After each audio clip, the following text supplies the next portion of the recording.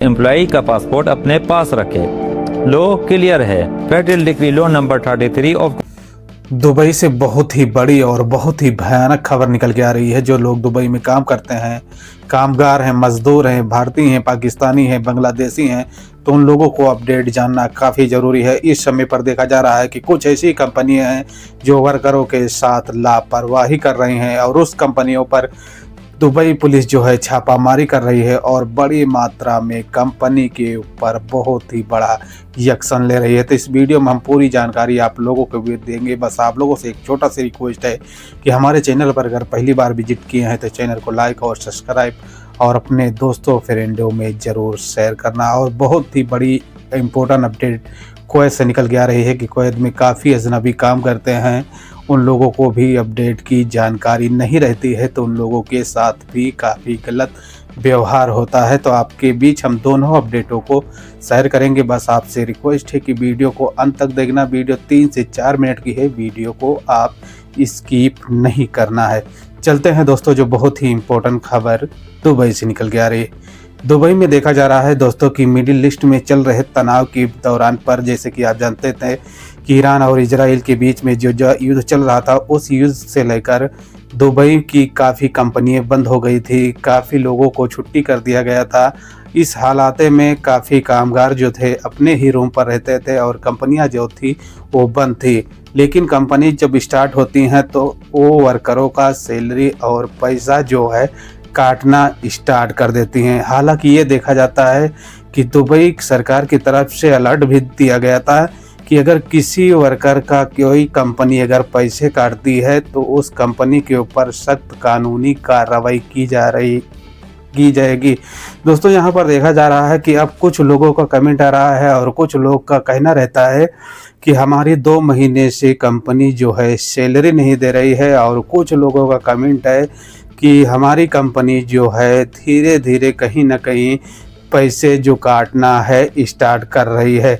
ऐसे में आपको घबराने की ज़रूरत नहीं है दोस्तों। यहाँ पर बताया गया है कि अगर आपकी कंपनी आपके साथ में अगर गलत व्यवहार करती है, आपका सैलरी काटती है या तो आपको सैलरी नहीं देती है और बोलती है कि मिडिल ईस्ट में जब तनाव चल रहे थे आप लोगों की छुट्टी थी, ऐसी कोई प्रॉब्लम आपकी कंपनी जो है आपके बीच शेयर करती है, तो आपको घबराने और चिंता करने की ज़रूरत नहीं है।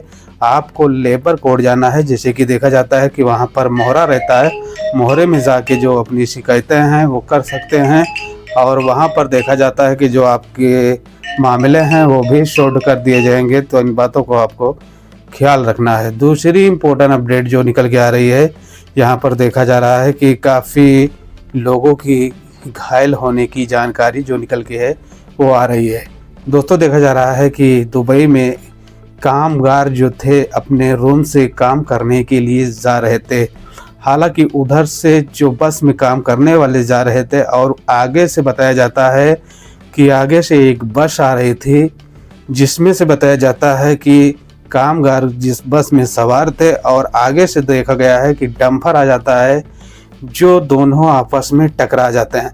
और टकराने के बाद में कहा जाता है कि बहुत ही बड़ा हादसा हो जाता है। हादसे होने में बताया गया है कि 1 लोगों की मरने की पोस्टिंग की गई है और 19 लोग जो हैं अभी बुरी तरह से घायल हैं, जो उनको हॉस्पिटल में एडमिट कराया गया है।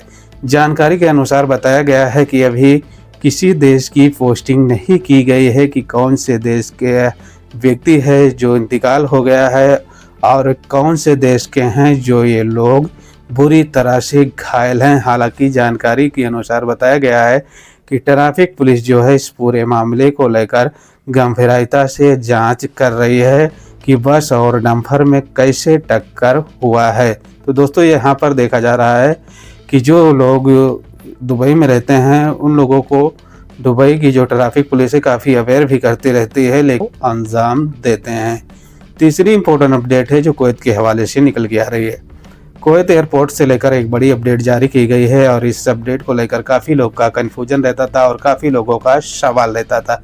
दोस्तों, सवाल यहाँ पर ऐसा रहता था कि कुवैत से जो फ्लाइटें इस समय पर ऑपरेट हो रही हैं, वहाँ पर देखा जा रहा है कि टिकट की प्राइस काफ़ी हाई है और इस हाई होने की वजह से काफ़ी लोग अजनबी जो हैं यात्रा करने के लिए सोचते हैं, लेकिन सोच कर भी वो यात्रा नहीं कर पाते हैं क्योंकि टिकट की जो प्राइस है काफ़ी है।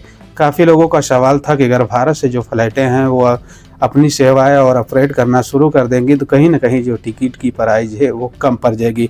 लेकिन यहाँ पर देखा जा रहा था कि टर्मिनल 5 और टर्मिनल 4 से ही जो फ़्लाइटें उड़ान भर रही थी, वो देखा जाता है कि कुवैत एयरलाइंस थी और जजीरा एयरलाइंस थी, जो ये दोनों फ़्लाइटें जो हैं अपनी सेवाएँ दे रही थी। लेकिन अब देखा जा रहा है कि कुछ अपडेट निकल के आ रही हैं, जैसे कि आप इंडियन फ़्लाइट हैं जो एयर इंडिया फ़्लाइट है और स्पाइस जेट है और आकाशा एयरलाइंस है, जो कुवैत इंटरनेशनल एयरपोर्ट टर्मिनल 1 और टर्मिनल 2 से अपनी सेवाएं जो थी दे रही थी। हालांकि अब देखा जा रहा है कि जो इंडियन फ़्लाइटें हैं वो अपनी सेवाएं कहीं ना कहीं स्टार्ट करने जा रही हैं।